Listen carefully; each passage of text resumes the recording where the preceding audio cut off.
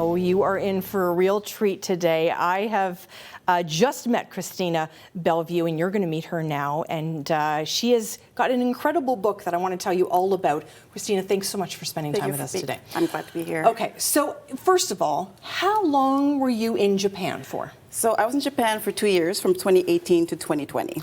From 2018 to 2020. So when I hear 2020, yes, I think pandemic. Yes. You were there during the pandemic. I was. Okay. And what was that like? It was quite interesting because the way they were looking at the pandemic was quite different in Canada. So I was still able to move around and go places. It's when I came back to Canada with the lockdowns that things were a bit different. Okay, interesting. Yes. And you got an incredible amount of knowledge during your time in Japan. I did. And you've written a book. You're an author. Thank you. Okay. Yes, I am. Is this your first book? It's my first book. Okay, so when I say you're an author, what do you do? What does your heart do when I say that? Oh, I do a little dance in my heart. Yeah, well, dance away, my friend.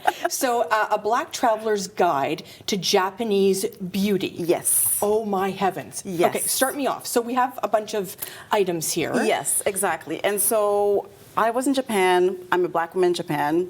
Not a lot of Black people in Japan. Okay. And so I said, okay, well, I need to figure out how I can get my hair done, how I can find skincare that suits my beauty needs, finding makeup that will also work for my skin tone. And so I set about, went on a journey and discovered several Japanese beauty products that would also work for people of color. And I have a few samples here today. Shampoos, conditioners, some lip gloss and lipsticks. And I decided to pull everything together into a book so I could assist other Black travelers in Japan to navigate the Japanese beauty landscape. How smart. Thank you. So what is so, and I don't know how else to phrase this, but what's so different?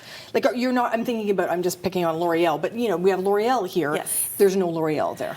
Well, there is L'Oreal, but sometimes they'll have different products, different product formulations because of the Japanese market.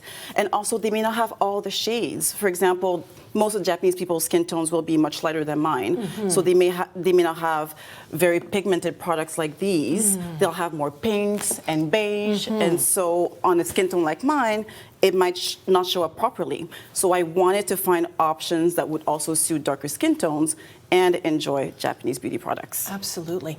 And so do you have a favorite? I do. So I have to say that this hair product is just fantastic. It's Emulsion Plus, and really it makes your hair so smooth.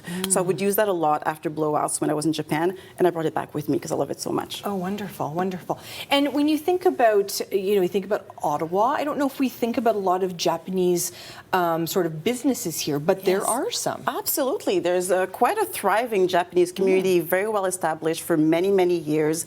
They have businesses, restaurants. Even in a few months, we have Uniqlo, which is like the Japanese H&M. Yes, I that's heard. coming to the Rito Center. So we're really seeing Japanese culture everywhere, including Ottawa.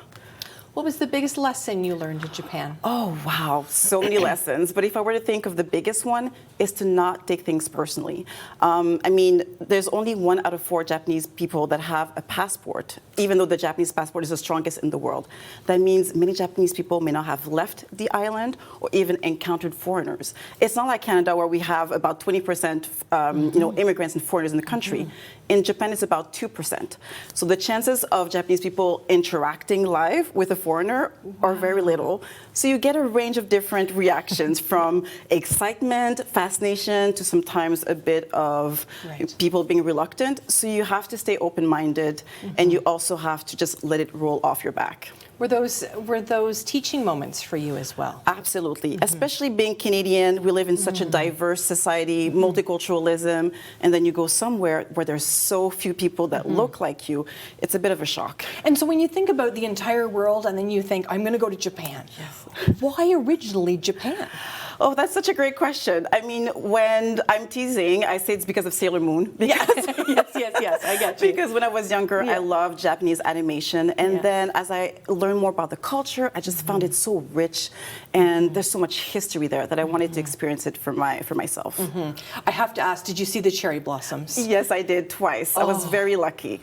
My gosh, they're just incredible. Spectacular. That's one thing I've always thought, oh my gosh, that's why, lots of reasons to go to Japan, but that would be one of them. Oh, yes. So where can we find your book? Yes, so you can find my book on Amazon, on Kindle, and you can also find me on Instagram at the Christina in Color with a U.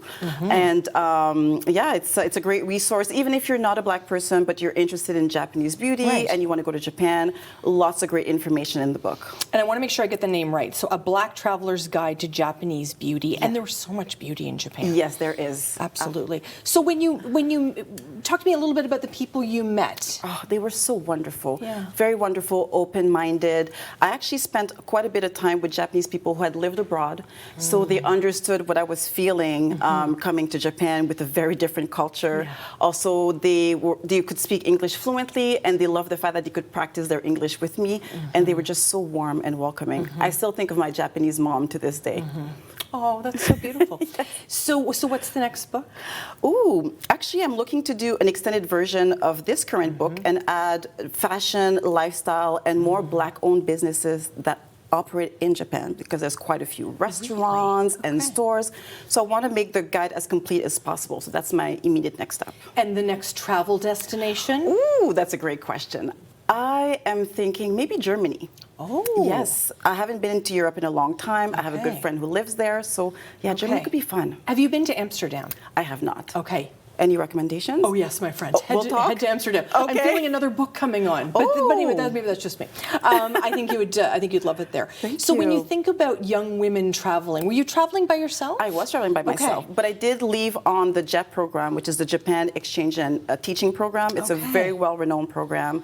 And so I had a support system going in, but in my little apartment on a day-to-day basis, I was alone. Wow, that's fantastic. Yes. It's empowering to travel on your own. It is, and it can also be a little bit scary, especially in a country like Japan where the culture is different, the language is also very different. And so that's why I wrote the book. It's a bit of a companion. So if you're traveling on your own, but you want some resources at your disposal, you can bring use my Christina book. with you. Yes, you I can. love that. Yeah, I in your love that. pocket. Yeah, exactly. Christine Bellevue joining us today, a wonderful author. If you can believe it, first time on television, she rocked it.